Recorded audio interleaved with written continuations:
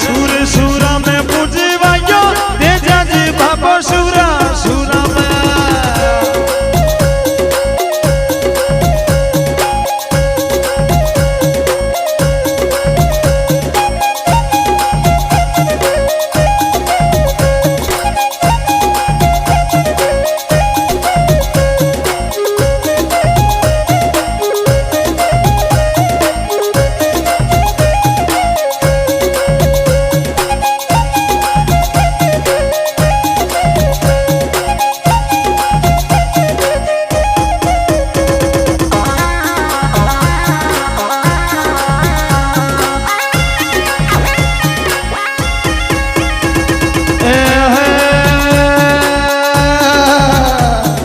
गो माता के खातिर प्राणी